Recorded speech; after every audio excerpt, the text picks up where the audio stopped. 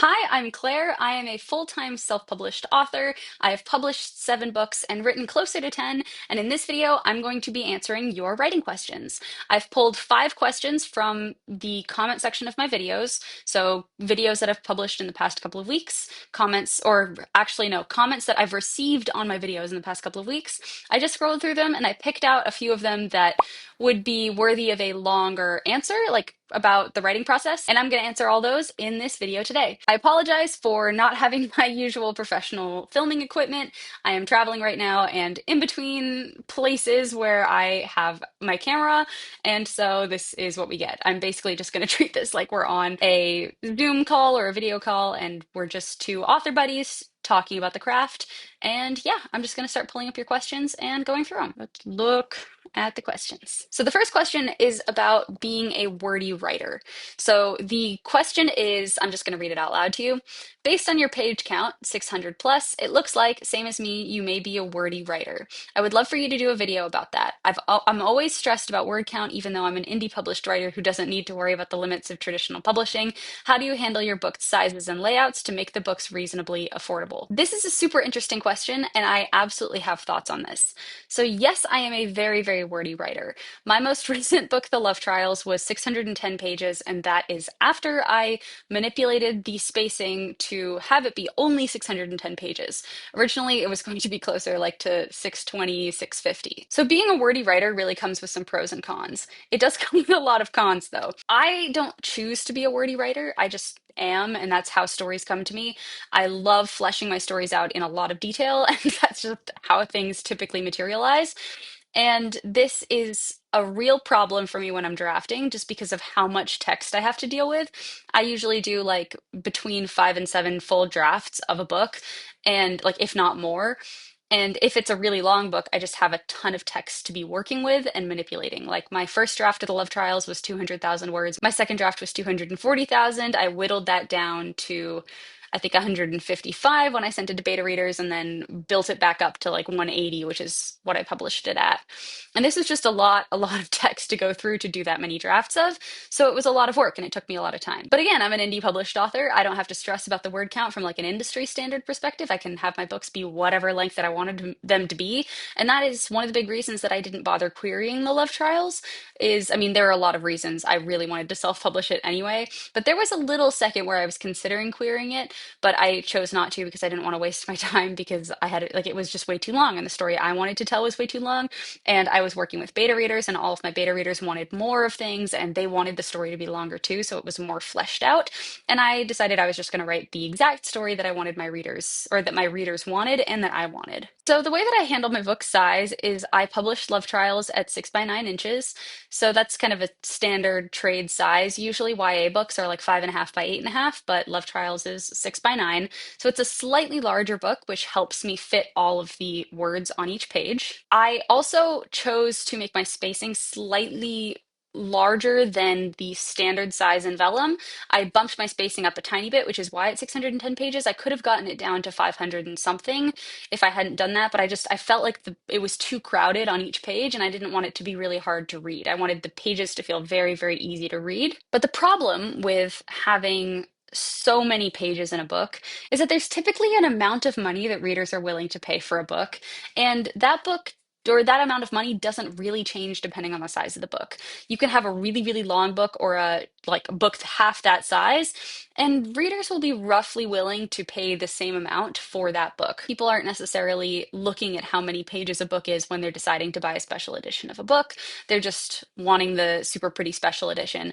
And because your longer book is more expensive to print, you are making a smaller margin because you have more upfront costs. This is a little bit of a challenge. It's not drastically changing anything in my business, but I will say that like my printing costs are slightly higher. Like it will cost me between $11 and $12 to print a paperback, and way more to print a hardcover of The Love Trials, just because it's a big, thick, and heavy book. And it also costs more to ship the copy of The Love Trials because it's so big and thick and heavy. So it is something to consider. The longer and thicker a book is, the more money you're going to have to spend in actually printing the book.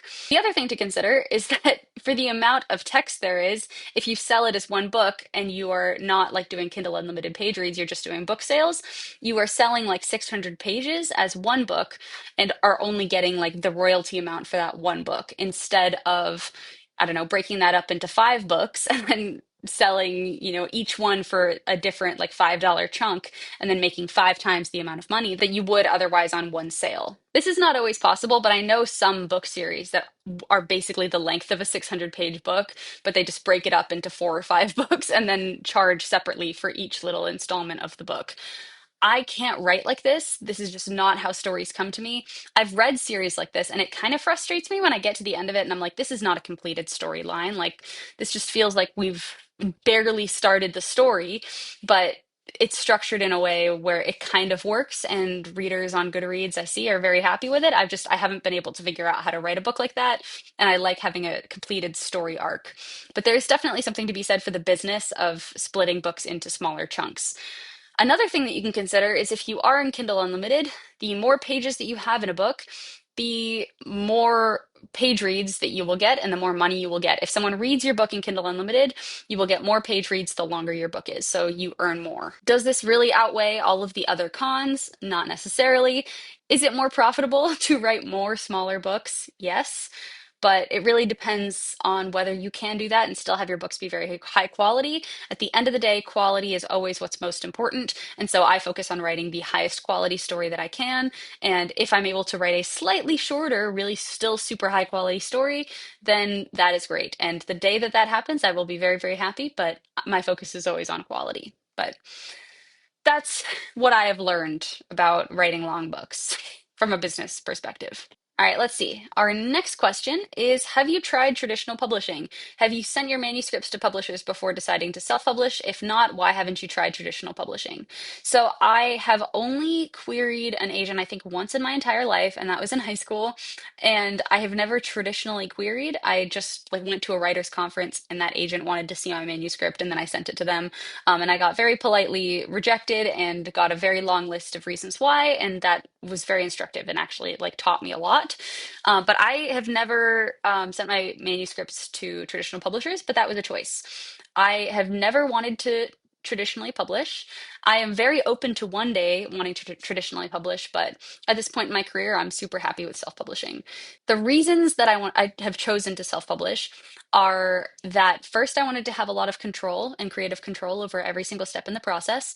I wanted to be able to choose exactly what content went into my book, to make all of the editorial, like be the final say on all of the editorial decisions. I wanted to be able to choose things like how long they were, what scenes ended up in the book. I wanted to choose the title, and I wanted my readers to be able to be very involved in all of those decisions and have beta readers help me make those decisions. And I had a cover vote and a title vote on my TikTok and email list, and had my readers vote on all of these different things, which was really fun and engaging for me.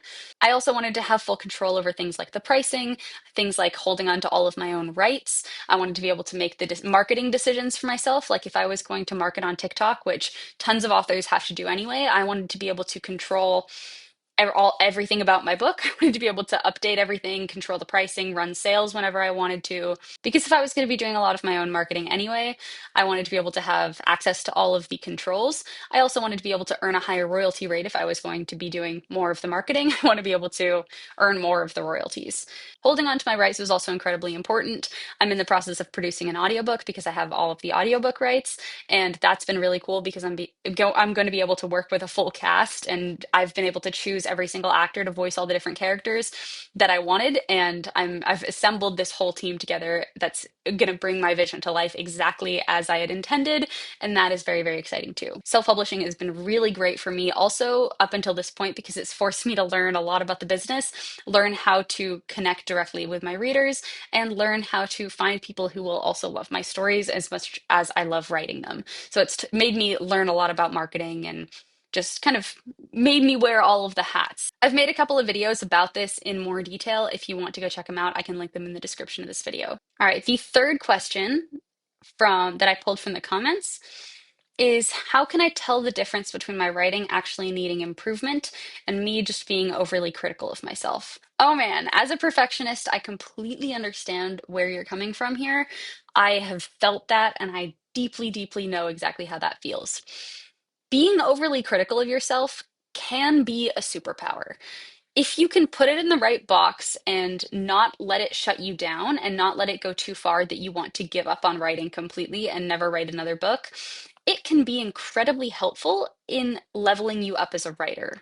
If a writer becomes complacent and thinks, oh, I'm an amazing writer, there's nothing that I need to improve, everything is great, I'm, God's gift to the art of the writing craft, and they're not striving to improve all the time, then they have a lot of missed opportunities to level up as a writer. I'm incredibly self-critical. It is hard for me to listen to my writing be read back to me, and even for me to read it after it's been published, except for The Love Trials, just because I'm so obsessed with that book. But it's tricky because I'm always finding things that I've written that I wish that I could have done differently or wish that I could have improved. And that critical eye, up until this point in my career, has really, really helped me isolate things that I've wanted to work on and isolate things that I wanted to improve. So I always default to my writing does need improvement. Because writing is a creative form and it's an art form, there are always things that you can do to improve yourself as a writer, and there are always ways that you can just sharpen your usage of writing in order to properly accomplish your goal. I don't feel as if anybody ever truly arrives at an artist. Everyone and all artists are lifelong learners, and people can be incredibly good writers and incredibly talented storytellers, and still there are things that they could do differently that I'm sure that they feel that would be changes that they could make to their process to better achieve a different goal. Or maybe there are different stories that they want to tell that their writing style might not be totally catered to, or think like there's different tools that they can learn and methods that they can use and things that they can do to improve their own writing. And I think that a lot of people and a lot of artists are hypercritical. And there are times where I've thought that my writing is absolutely terrible. And it feels like most people don't think that your writing is as terrible as you do as a perfectionist. So I would say, especially if you're a beginner writer, default to your writing probably does need some improvement.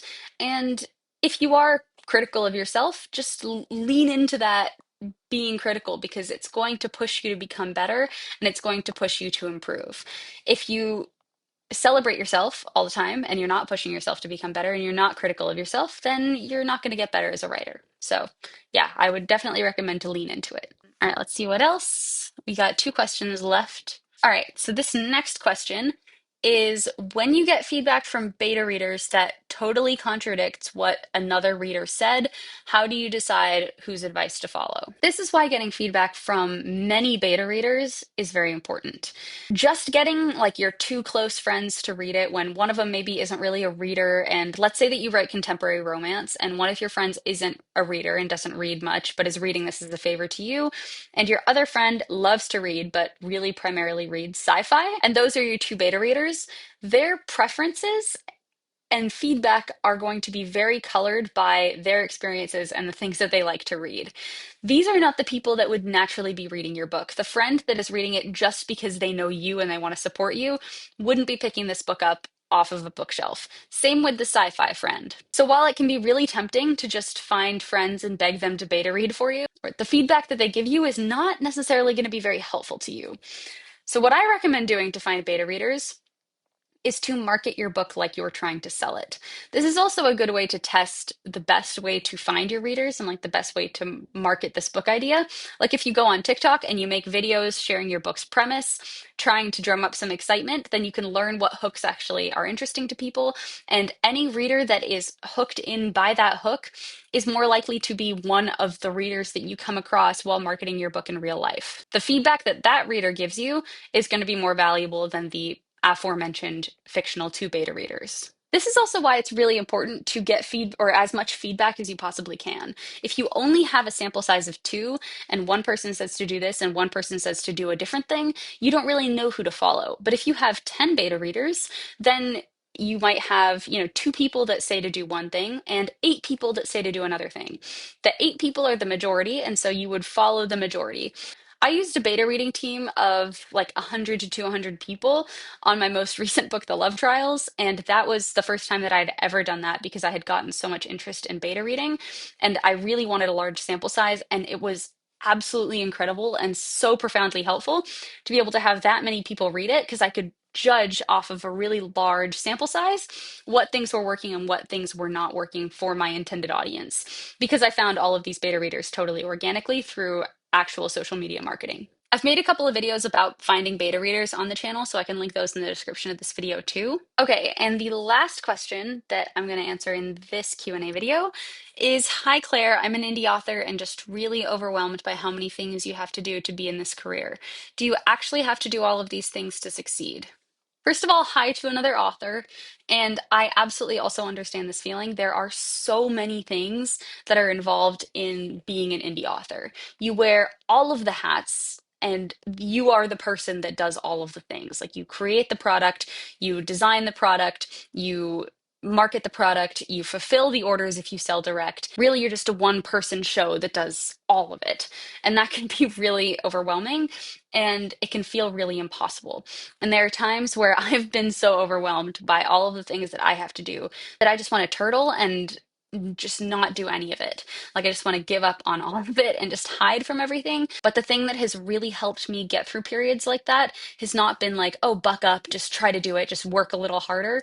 It's been to shift my mindset away from, oh, just try a little harder, you stupid failure, and move it towards just trying to choose one thing on my list of things to do and go do that thing extremely well as I possibly can. Focus on making that thing as high quality as I can and completing that task.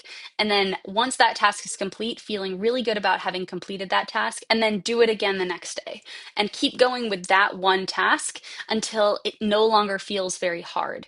Things feel easier the more that you do them, and over time, if you just focus on doing one thing really well, that will become easier and you can layer more things in as you're able to handle that one task.